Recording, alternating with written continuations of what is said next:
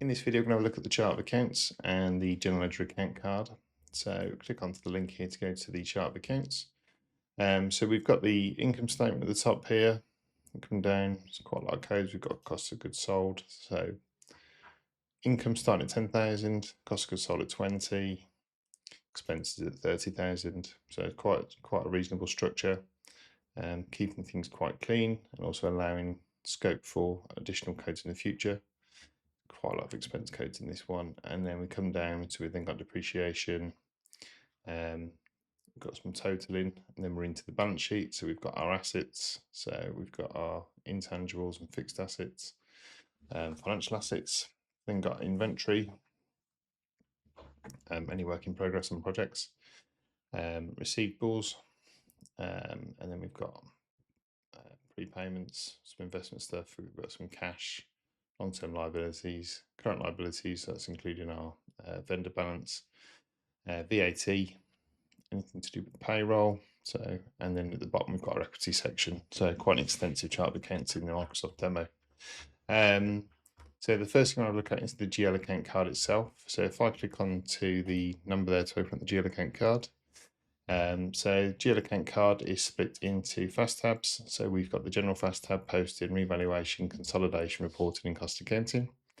So the general section, just click on show more on there. So we've got the number. So that's the number of the GL account itself.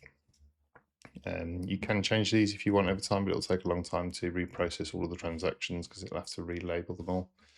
We've then got the name. So it's the name of the general ledger account.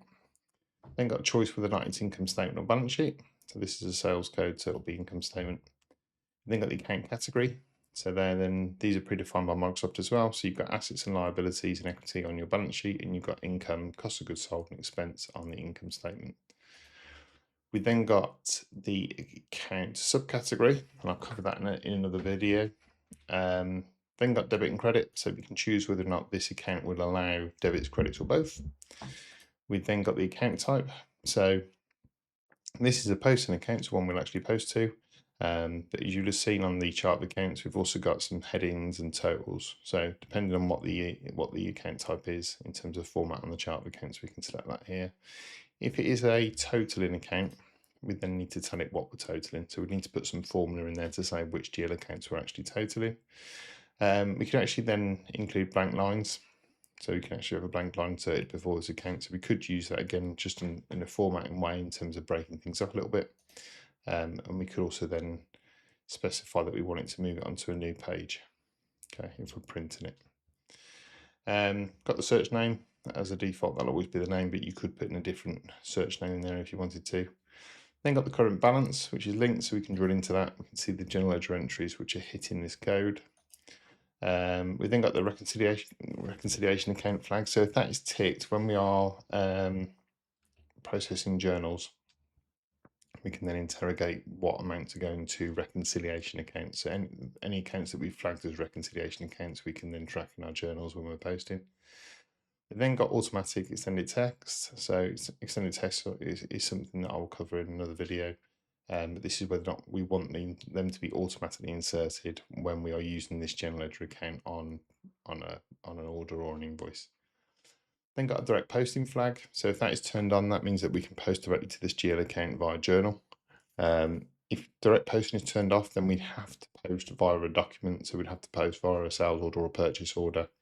So it's indirectly.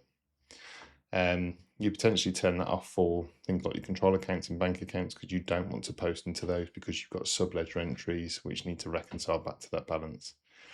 You can also block the GL account card. That could be done because we don't want to use it anymore, or we just want to limit the use of it. So it's quite a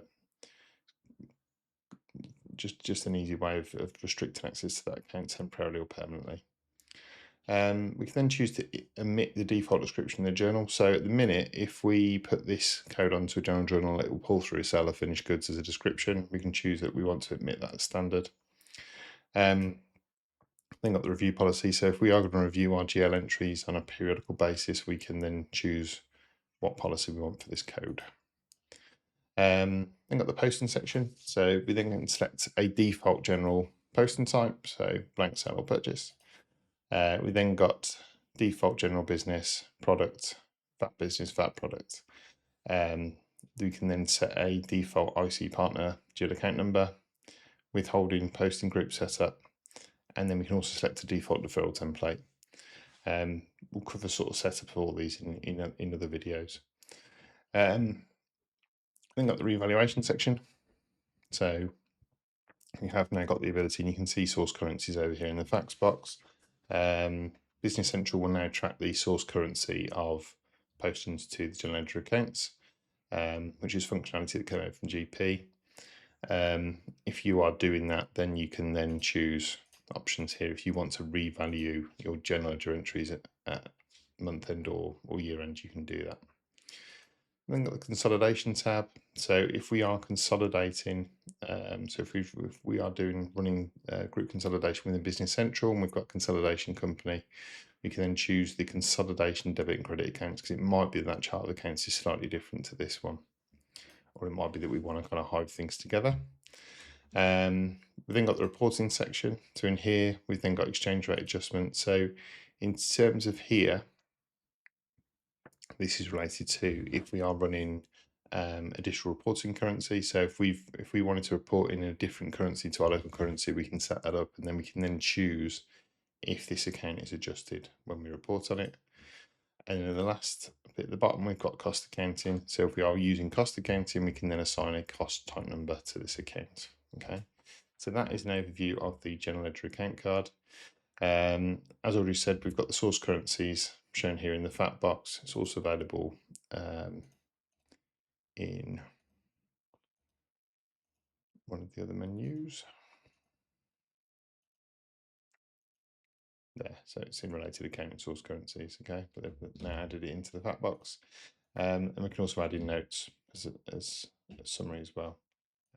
AI summary, see what that's going to tell us. So it's just telling us the colour and balance, direct posting is turned on, and it's a posting account. Okay, it's not blocked. So that is the general ledger account card and a brief overview of the chart account itself.